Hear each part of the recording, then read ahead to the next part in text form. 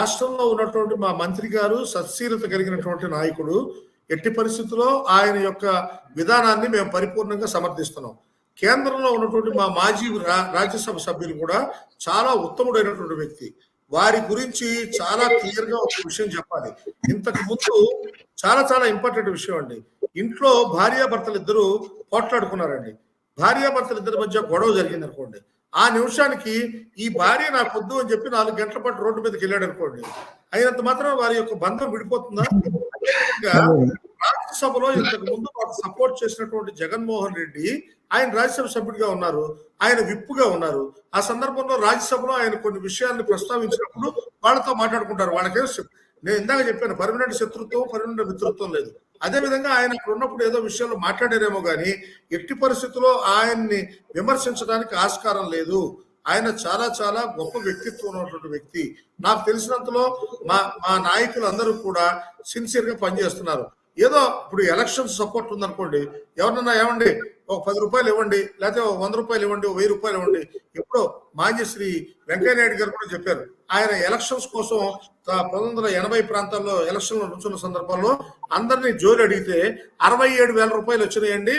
ఈ 67,000 రూపాయలు నేను ఎలక్షన్ లో 28-30,000 రూపాయలు ఖర్చు పెట్టాను.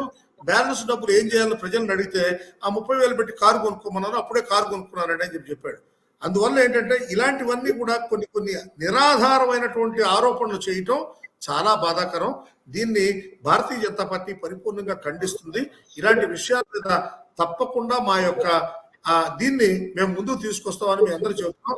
ఇది రాజకీయాల్లో చిన్న చిన్న లోటుపాట్లు ఉంటాయి. ఒక వ్యక్తి మాట్లాడే దాంట్లో అందరూ కూడా క్యాపబుల్ గా కలిగే వాళ్ళు ఉండరు, కెపాసిటీతో క్యాపబిలిటీతో మాట్లాడే వాళ్ళు ఉండరు. కొంతమంది పని చేస్తూ ఉంటారు. ఇప్పుడు మా సత్యకుమార్ గారు ఉన్నారు, నిరంతరం దరిదాపుగా రోజు 15 గంటలు పనిచేసేటువంటి క్యాపబిలిటీ ఉన్నటువంటి మంత్రి.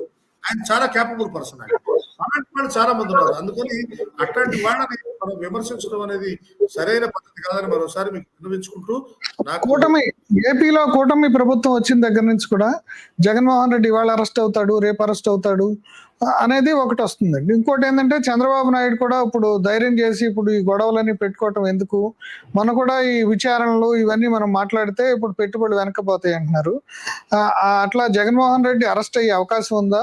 ఇప్పుడు చంద్రబాబు నాయుడు ఏమన్నా ఈ పెట్టుబడులు ఇవన్నీ లా అండ్ ఆర్డర్ సమస్యలు ఇవన్నీ వస్తాయా, లేదంటే ఆయన్ని అరెస్ట్ చేస్తే సానుభూతి వస్తుందా? దాని గురించి ఆయన వెనకాడుతున్నారంటారా? ఏమీ లేదండి. బీహార్ లో కనుక మీరు కనుక అబ్జర్వ్ చేస్తే మన గడ్డి స్కామ్ లో లల్లూ ప్రసాద్ యాదవ్ గారిని దరిదాపుగా ఆయన మీద సిబిఐ కేసు పెట్టింది. అది తేలటానికి 17 సంవత్సరాలు పట్టింది. జగన్మోహన్ రెడ్డి మీద కేసు పెట్టింది మేమా అండి? భారతీయ జనతా పార్టీ పెట్టిందా?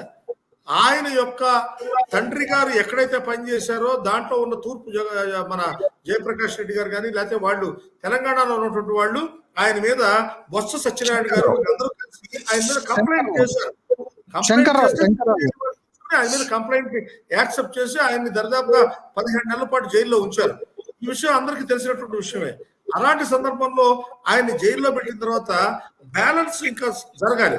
అప్పుడు ఈ 5 సంవత్సరాల కాలంలో ముఖ్యమంత్రిగా ఉన్నప్పుడు నాకు ఇవాళ రావడానికి అవుతుంది, రావడానికి కుదరదు అనే విధానాన్ని ఆయన చెప్పుకొచ్చారు. ఇప్పుడు ఏంటంటే ఎట్టి పరిస్థితుల్లో శుక్రవారం నాడు కంపల్సరీ వెళ్ళాలి.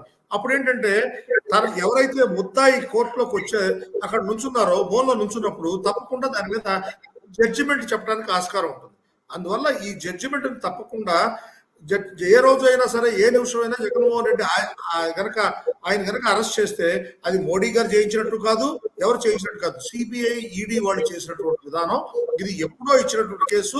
సోనియా గాంధీ గారు వాళ్ళందరూ ఇచ్చినటువంటి కంప్లైంట్ మీదే జగన్మోహన్ రెడ్డి కేసు ఇంకా ఇప్పటికి కూడా కంటిన్యూ అవుతుంది. దానివల్ల జరుగుతుంది. ఇక రాష్ట్రంలో ఆయన చేసినటువంటి విధ్వంసకాండకి ఇంతవరకు ఎఫ్ఐఆర్ నమోదు అవ్వాల.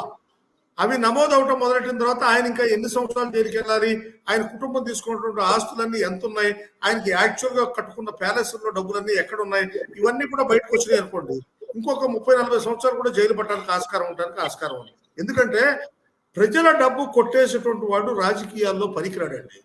ప్రజల యొక్క ఆస్తి ఎప్పుడైతే ఏదైతే ఉందో దాన్ని ఇండిపెండెంట్ గా తీసుకుంటే మనం ప్రకాశం పంతులు గారిని చూడాలి, దామోదరం సంజీవ్ గారిని చూడాలి, మోడీ గారిని చూడాలి, వాజ్పేయి గారిని చూడాలి, ఇలాంటి వాళ్ళని చూడాలండి. ఇది ఎక్కడండి? నాకు అర్థం కాదు. ఇక్కడ కోట్ల రూపాయలు తీసేసి బెంజ్ కార్లు, రోల్స్ రాయిస్ కార్లు ఎవరి సొమ్మండి కనుక నీకేం సొంత వ్యాపారాలు ఉన్నాయి? నువ్వేదో ఒక సిమెంట్ ఫ్యాక్టరీ రన్ చేస్తే ఆ సిమెంట్ ఫ్యాక్టరీ రన్ చేసే వాళ్ళకి నీకు సొంత ఫ్లైట్ లో ఇండిపెండెంట్ గా ఫ్లైట్ లో నువ్వు వెళ్ళటం అనేది ఎంత దుర్మార్గమైన విషయం. ఇవన్నీ ఆలోచించుకోవాల్సిన అవసరం ఉంది. కోటాను కోట్లు ప్రజల యొక్క ధనాన్ని కొల్లగొట్టినటువంటి గజ దొంగలు ఎవరైతే ఉన్నారో వాళ్ళకి తప్పక శిక్ష పట్టడానికి ఆస్కారం ఉంది.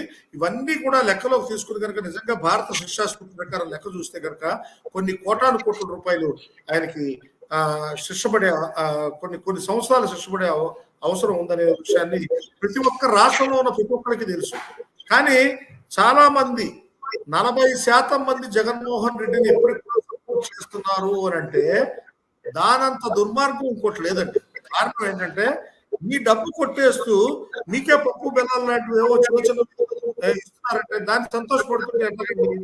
రాష్ట్రంలో జరిగినటువంటి విధ్వంసకరమైనటువంటి వాటిని ఇప్పుడు ప్రతి ఒక్కళ్ళు మాట్లాడుతున్నారు. అంతేగాని భారతీయ జనతా పార్టీ మాట్లాడినా, టీడీపీ మాట్లాడినా, జనసేన మాట్లాడినా రాష్ట్ర ప్రజల కోసం, అభివృద్ధి కోసం మాట్లాడుతున్నారు.